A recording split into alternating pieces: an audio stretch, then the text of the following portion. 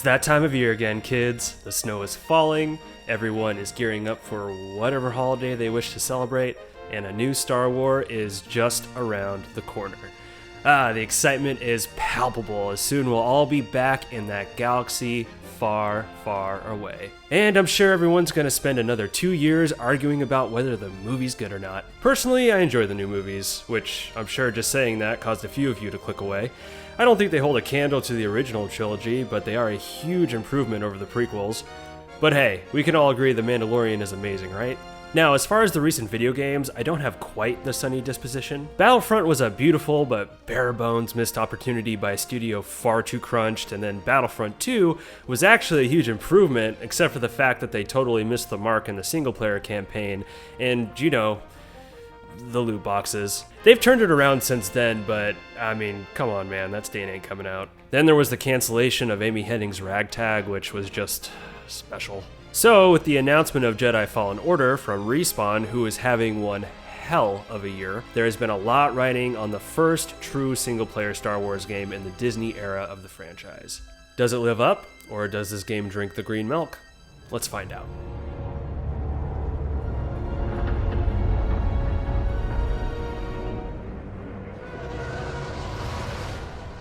Set just after Episode 3 and before Episode 4, aka the most irresistible time for extended universe storytellers, you play as Cal Kestis, a Jedi Padawan who escaped the events of Order 66 and is now hiding out on a junk planet working as a scrapper. However, a workplace accident forces Cal to, well, use the Force, which attracts the attention of the Empire and its Inquisitors. Is this all of them? Yes, second sister. Who are just so badass. I love Inquisitors. I love Darkside stuff. I may or may not have been a monster in KOTOR. Anyways, on the run from the Empire's goon squad, Cal is rescued by Seer and Grease, a couple of ragtags who are on a mission to restore the Jedi Order and are in need of Cal's help. Cal agrees, and it's not long before you're slashing stormtroops and making force boops all over the galaxy. You touch an object and witness events connected to it. You feel its history. It's an echo in the Force from the object. I really enjoyed the story in Fallen Order. No, it's not the most original Star Wars story. In fact, I think even the most casual fan is going to be able to predict a lot of the major story beats. But it's well written, performed, and had me emotionally invested, which is what matters at the end of the day.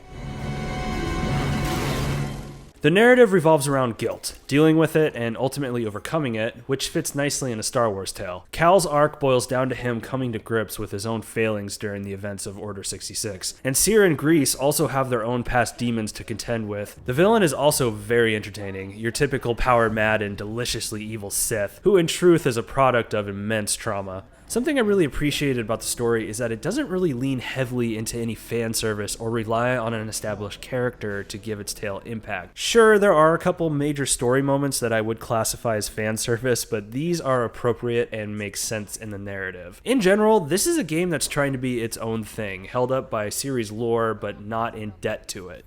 It's good stuff. Glad to help. So, at the risk of sounding reductive, the gameplay of Fallen Order basically boils down to this. Take Uncharted, take Dark Souls, Sekiro actually, yeah, Sekiro, and smush them together. Now you have Jedi Fallen Order. And this is pulled off pretty well. Yeah, pretty well. Much like in a Souls game, the levels are large and sprawling with many shortcuts to discover, and much like in Metroidvania, new areas can be discovered by use of your Force powers, which you gain throughout the game. Levels are also broken up with platforming challenges, which is where we start to bring in our Uncharted comparisons. All the mainstays are here: climbing, shimmying, balancing, rope swinging, and of course it wouldn't be a Respawn game without some wall running. The platforming in the game is pretty well done. It's a bit on the floaty side though, feeling more like Uncharted 1 than Uncharted 4, if you catch my drift. But regardless, traversal is still fun and very engaging. Yeah, I'm alright. Aiding you on your journey is your trusty droid BD-1, who serves numerous functions such as scanning, mapping, and powering up devices, on top of other functions he can learn through upgrades found in the game world. Exploring, you'll often find meditation rings, which are the equivalent of Dark Souls bonfires, where you can unlock upgrades on your skill tree and refresh your health. However, also in Souls fashion, resting at these will also respawn all the enemies. Going in for the kill. Combat essentially breaks down to breaking down your enemy's defense and landing 1 or 2 killing blows, at least with the stormtroopers, all the while making sure you yourself avoid damage by either blocking or dodging attacks. Precise timing of the block button will also cause a parry, which can leave your opponent open for attack. This good timing will also allow you to deflect blaster shots back at gun-wielding troopers as well, which never gets old. Also, if an enemy flashes red, this means they are going to hit you with an unblockable attack, which means you absolutely need to dodge. To a Souls fan, especially one who played Sekiro this year, this will all sound very familiar. And indeed, this style of combat pairs great with making you feel like a powerful Jedi who can just tear through a mob of stormtroops.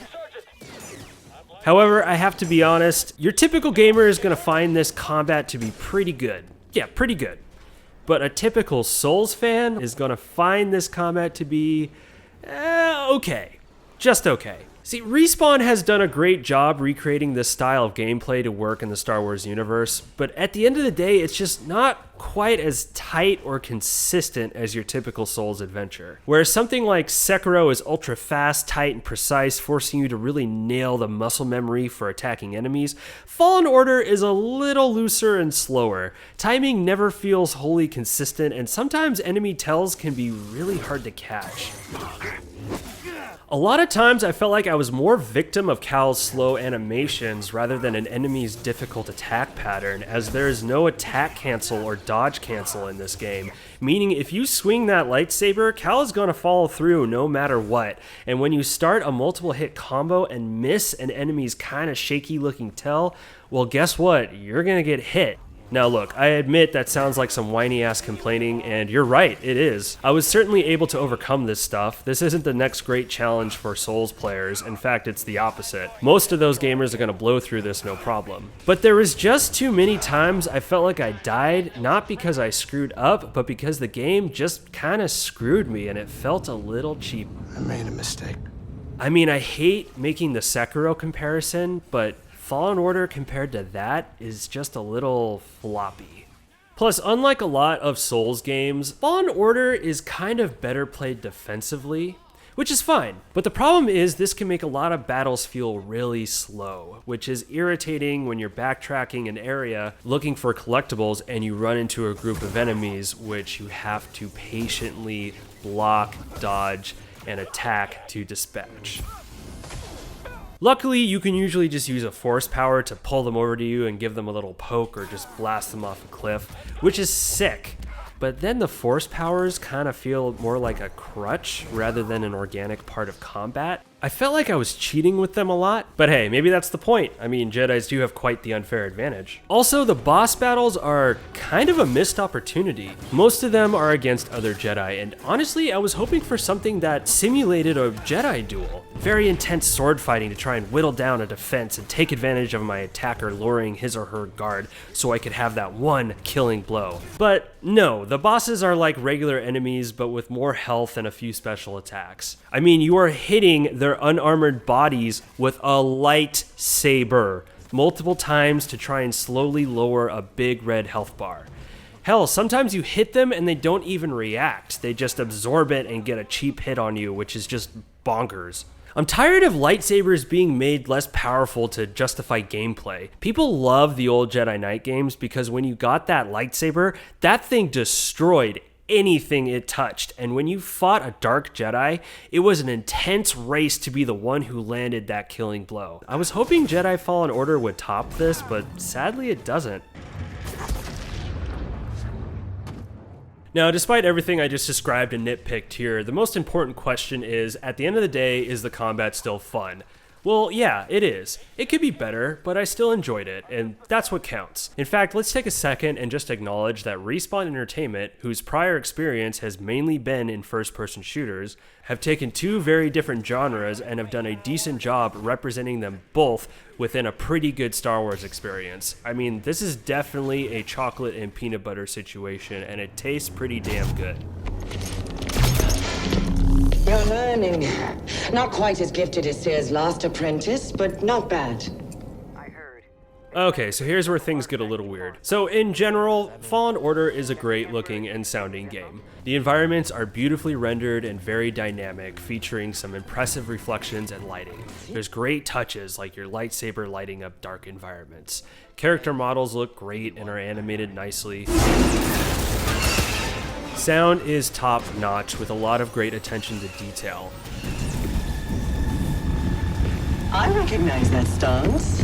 Perhaps you've had some training after all. On top of the great voice acting from the main cast, there are also multiple performers for all of the stormtroopers, making for enemies that always say different things but sound different from each other. And there's nothing more satisfying than a stormtrooper panicking right before you whack them. It's all over now. So what's the problem? Well, there's a lot of jank going on in this game. Yes, jank. Lots of graphical bugs and glitches, like a ton of pop-in and questionable animations. I mean, look at Cal climbing this hill. Knees aren't supposed to do that.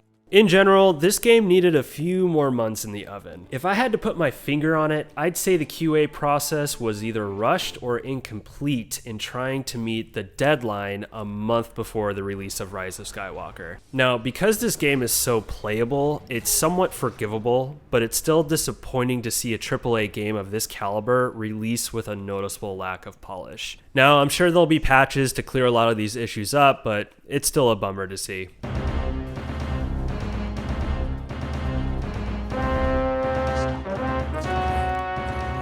Respawn has done a fine job crafting a great self-contained story within the franchise lore, and have proven that they can handle other genres besides the shooty ones. There's some rough edges in the gameplay for sure, and some even rougher edges in the presentation, but nothing that will make you truly regret that $60 price tag. If you love Star Wars, platformers, Souls games, and maybe fantasize about an Inquisitor Force choking you, then it's hard to go wrong with this one. May the Force be with you.